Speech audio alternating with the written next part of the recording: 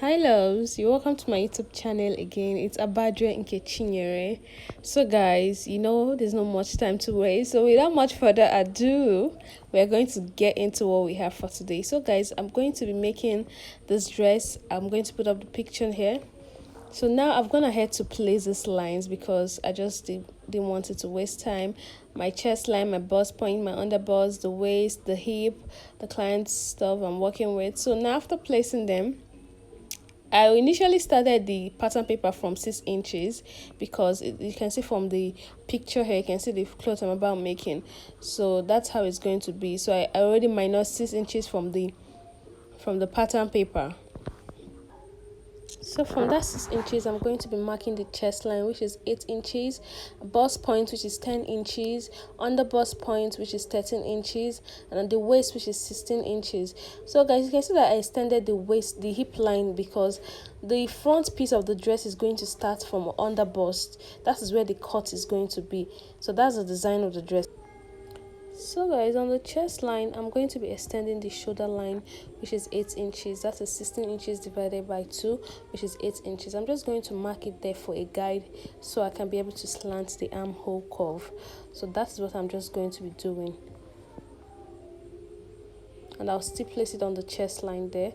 That is the upper chest. So from the beginning of that pattern paper, that serves as the upper chest, and the CL you're seeing is the chest line. So I'm going to just extend it there. So moving on guys, the chest I'm working with, that's the round bust I'm working with, is 38. I'm going to divide 38 by 4, which gives me 9.5, and I'm going to place 9.5 there. So go ahead and measure your client's round bust and divide it by 4 and place it there. So I'm going to place it there and then connect it to the chest line. So you can see that I use the shoulder line for the chest line because I minus, so it's basically like minusing some inches from the chest line, so it tightens the upper chest. Moving on guys, the round waist I'm working with is 32 inches. I'm going to divide 32 inches by 4, which gives me 8 inches. So go ahead and place yours at the waistline there. So quickly, I'm going to move down to the hip line. Remember guys, we're making a dress. So this is a gown. Aside that the gown starts from under bust, then it's like a bustier that is going to be attached, but it's not a bustier.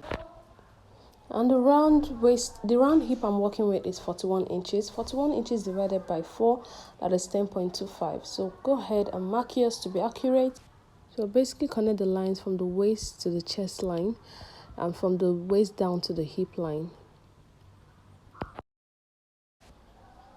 Guys, I'm just going to measure what I placed at the hip line, and I'm going to place that measurement down at the bottom of the dress. That's the hem of the dress, because I just actually didn't want this to be straight cut, so I'm going to like flare it a little bit, but I'm just going to place the original measurements there. So you can see me trying to slant it. So I'm going to slant from the hip line down to the hem line. I'm just going to slant it. So at this point, you can be creative however way you want the hemline of the dress to be. I don't want this to be a straight cut, so it's going to flare. Like I said, I also cut it in a bias form, so at the end of the day, it's more flowy, not even a little flow, but more flowy. So that is how I connected mine. Now I'm going to connect my armhole curve. So guys, remember that for the upper chest line, I use the shoulder measurement, which is 16 divided by 2, which is 8 inches. So that is basically me slanting 1.5 inches from the original bust measurement, because I want, the chest line and the bust point directly is not the same. So you just have to make it fit.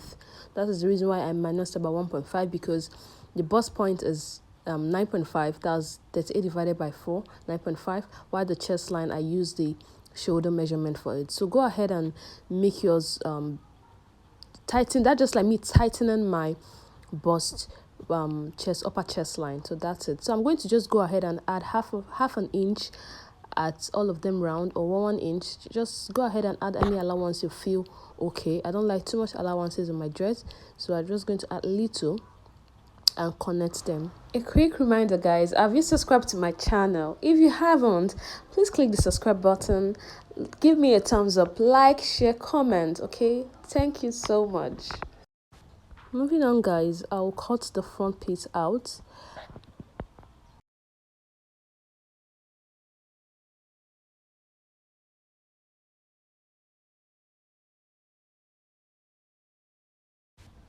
So I'll go ahead now, I'll cut out the underbust. You remember how the dress design is. So the skirt part, the other gown part is starting from the underbust. Then from the underbust is going to be attached. So guys, you guys already know that I love it easy, easy, easy and peasy.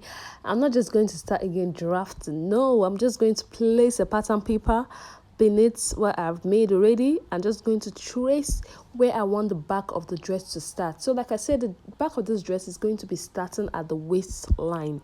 Remember, we cut the front from the underbust. So that's the extra allowance you're seeing on top. So I'm just going to place the front piece on the back pattern and trace down my waistline, the back waistline, where that's trace the waistline from the front to the back, and also mark out the zipper allowance. You can see, so that's the inch, that's about 1.5 inch in front for the zipper allowance. I'm just going to cut exactly what it is, and just that the back is going to be starting from the waistline. While creating the zipper allowance, guys, I didn't notice that my camera shifted, so I just marked the inch allowance I needed for the zip, and I really eliminated the bulge. If you guys know what bulge is, it's kind of the bulgy look. Okay, let's say at the zip at the back of every dress, if it's very straight and smooth, I commend tailors actually, because it's when I see the ones that have bulge, I'd be like, okay, you did not eliminate your bulge. So that's basically what I did here, but then my camera didn't capture that. I didn't even know. So I'm sorry, maybe I'm going to make a separate video on how to eliminate bulge at back of dresses, Ankara, fine gowns and stuff. Just anywhere there's zip, there's a way you could just eliminate bulge, so there's no buggy things that is coming out of the dress. So guys, we basically come to an end of this cutting tutorial video. I will post the sewing tutorial when I'm done, guys, so just take this for now. And guys, at the underbust that I just cut, you can decide to make a slash and spread method, but when I'm cutting it, I'll show you the method I used, because the material is a silky one. So guys, I placed a dart at the back of the dress because I want this particular dress to have a dart. So go ahead and place darts if you want darts. The particular design I'm working with is a dart, so I placed a dart there. So I'm just going to make a notch so it reflects on both sides when I'm cutting it. So do go ahead and give this video a thumbs up if you find it amazing, if you find it interesting, and if you want me to upload more of these sewing tutorials, please give it a thumbs up.